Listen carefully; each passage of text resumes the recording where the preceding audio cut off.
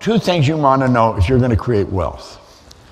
And don't be caught up in this catch. Well, money's not everything. Money's not everything. Of course it's not. But there's nothing that will compare with it. It's something you can measure. You can measure it to the penny. That's very important. It's not like your health.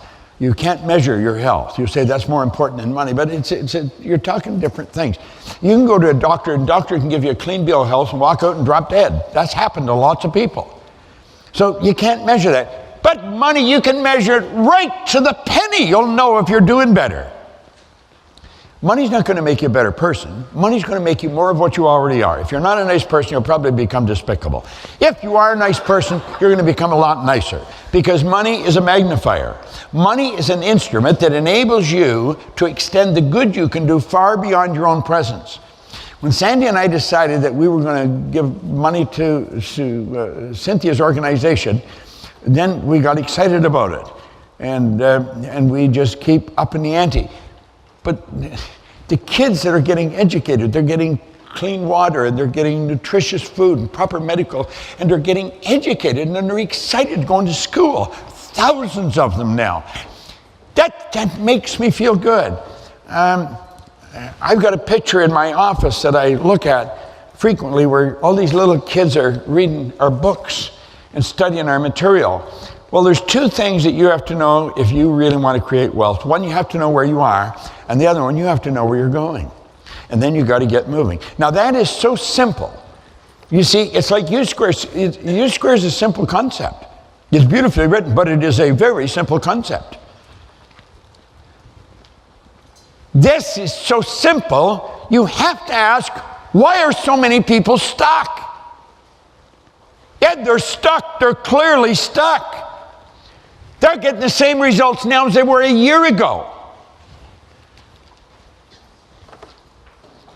I remember dropping by my aunt and uncle's house. They're gone now, God bless them, but I used to drop by there and visit every now and then. They had a whole house full of kids, and he was working overtime every night trying to make enough just to get by. Didn't have a car, had to go all the way across Toronto, big city, on public transportation, worked overtime every night just to earn enough to get by. Lived a very ordinary life.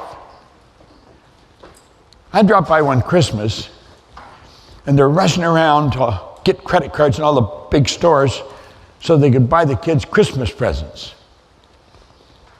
And I remember Don saying, well, never mind, next year will be different. And I looked at him, I said, you want to know something, Don? You're full of crap.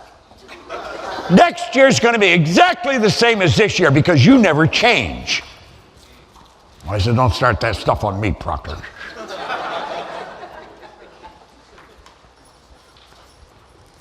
I said, why don't you change? He knew I changed. I changed like night and day. He knew me when I was losing.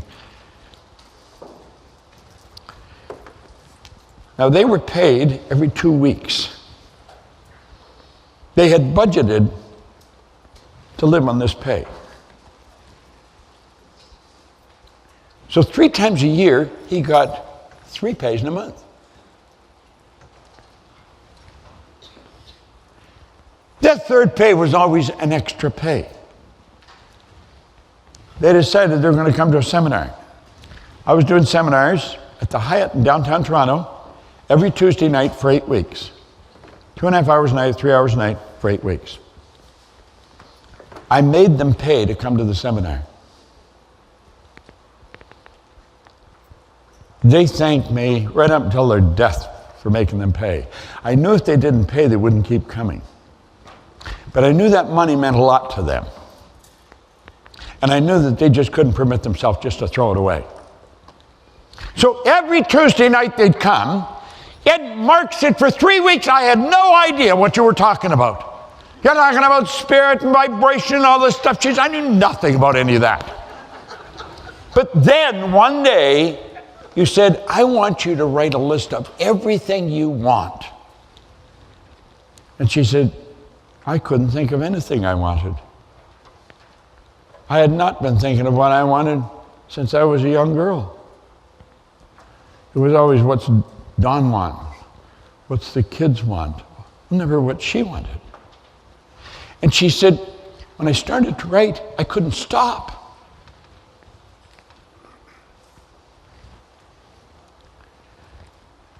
When they died, they had their own business. They were billionaires. They had a beautiful home in Florida, as well as the one in Toronto. And the family still run the business. Everything in their life changed because they changed their thinking. People say, oh, well, that thinking stuff. The thinking stuff is very important. Thought is the most potent form of energy there is. Thought waves would make cosmic waves that penetrate all time and space. Thought makes the laser look puny. Do you know that your thoughts, the thoughts you think, they're everywhere at the same time? Thought is everywhere. Thought waves are cosmic waves that penetrate all time and space. I had the good fortune of working with Captain Edgar Mitchell. He was the captain of the lunar landing module on one of the Apollo flights.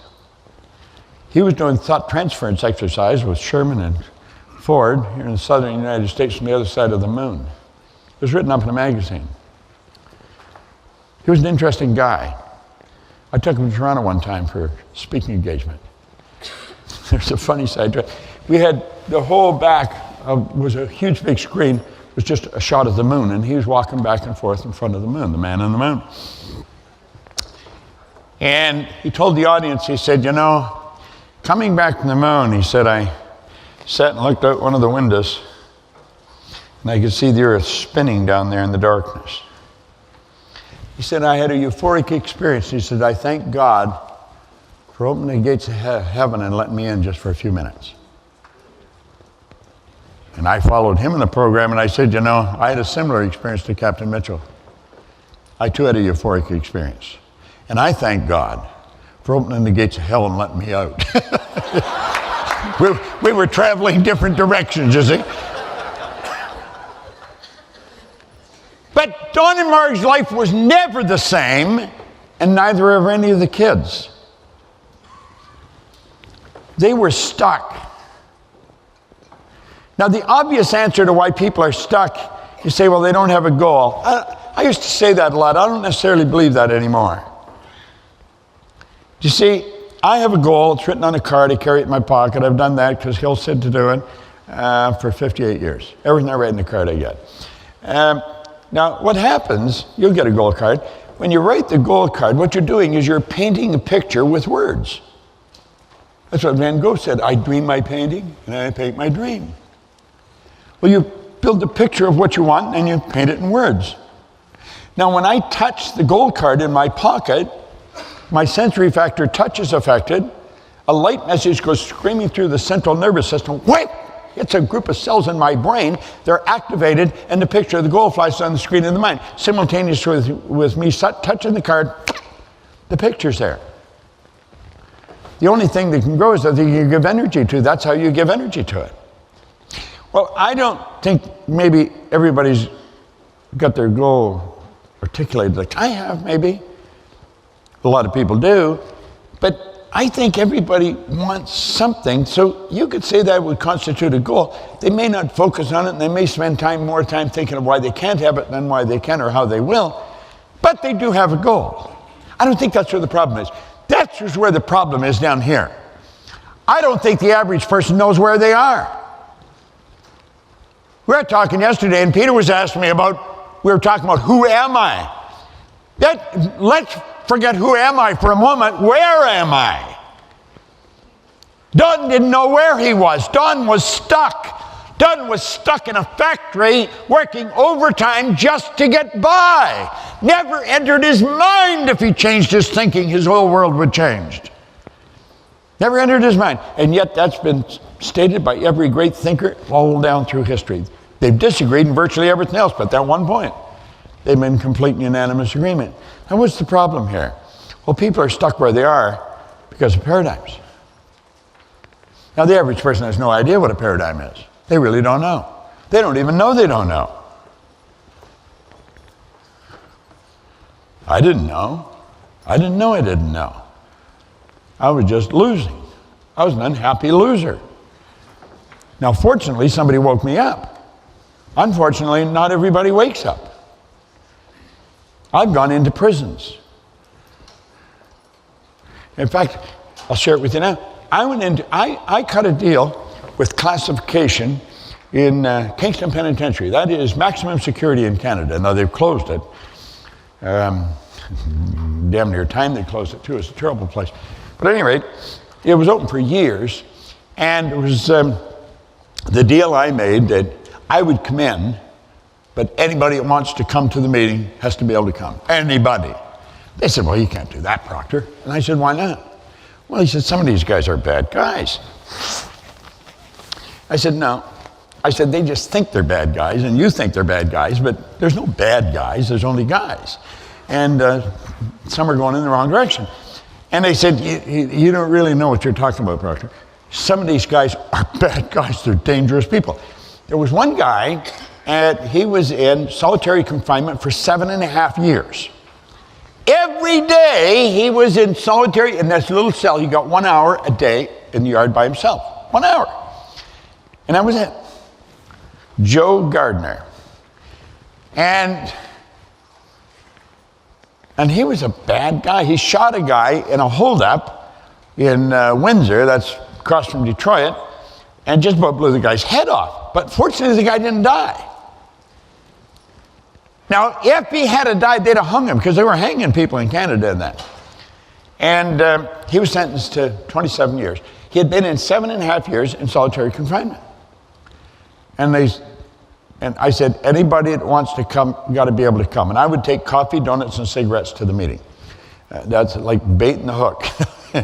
And they'd all come in, and he wanted to go. And they said, well, you just got, then I'm not going to come then. Either he comes, they come, or I'm not coming. You got a choice. Well, I guess wisdom prevailed, and they let them come. Well, he would sit in the back. There's tables at the back, and he would sit in the back, swinging his legs, and eating donuts and drinking coffee and smoking. He sounded like a pig back there. I mean, and I would say something very, very profound, and crap. And of course, he dominated the meeting. Everybody's paying attention to him. I'm at one side, he's at the other side. And I was scared of him. He was a big guy. I mean, I feel like a midget beside him. And this went on for a couple of months. I was going in one Saturday a month. And maybe for 3 months it went on. And finally, in between one time and another, I mean, I was scared. I was scared thinking about it, and I thought, I can't keep going there. I've got to stop this. And yet I've insisted that they let them come. They warned me, and I'm going to have to go in and, I was in bitch about, I was in a mess. But I was scared driving. It's 165 miles. There's no traffic lights. It's just straight highway all the way from Toronto to Kingston. So I was scared all the way down. And I made up my mind what I was going to do. And for that 165 miles, I'm going to tell you, I was one scared driver. But I made up my mind I wasn't going to let this guy control it. So I started the meeting. He started his antics. And I don't know what I had in my hand, but I put it down, and I turned around, and I walked right back, and I stood right in front of him. And I said, you've got to be the dumbest bastard I've ever met.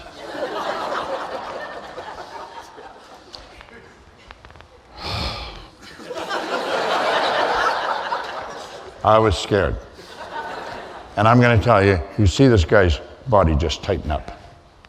Now these guys work out, And his face went beet red. I could see his body. I thought he was going to kill me.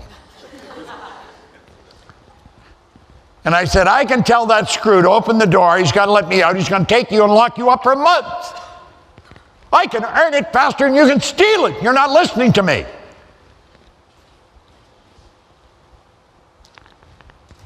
And just as fast as he tightened up, he started laughing. I guess he thought, this guy's crazy. Defying me. But he shut up. I turned around and went back.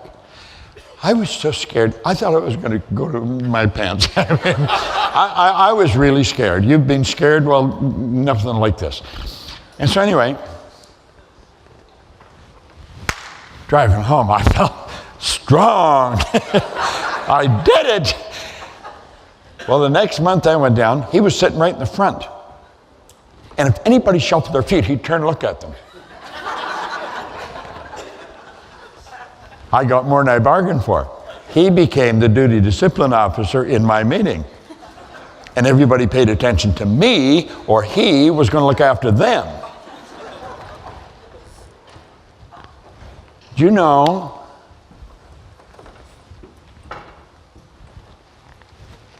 I got them to let him out on a special ticket. He had to report to the Toronto, the city police every week, and the Mounties, the federal police, every month. His wife had had a little girl while he was in there. There was a priest there, Bobby Gaudette, that had befriended Joe, and he went and talked to Edie in Windsor and got Edie to come back with Joe. And he treated that little girl like it was his, right up until he died. I went down. There's a lot to be said for ignorance. Don't ever just laugh. There's power in ignorance.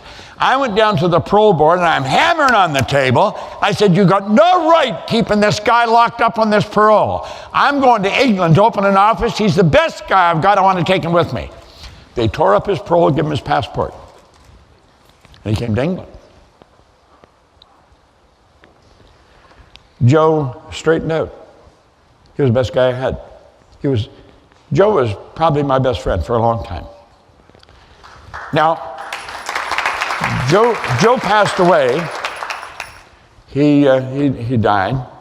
And another fellow and I, John Canary, who's on one of the Born Rich films with me, he and I went down. John knew Joe.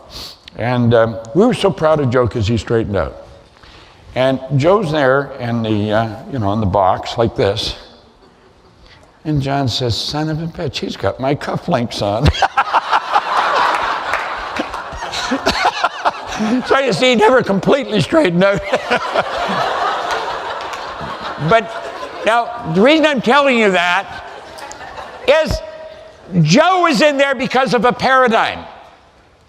Joe was a crooked character. Joe thought he was smarter than everybody. He thought he could just walk in with a gun and take what he wanted. And he ended up in that cell. I went in and I changed his way of thinking. And Joe lived a different life. Paradigm is in control of you. Don't think it's not. It is. It is in control of you.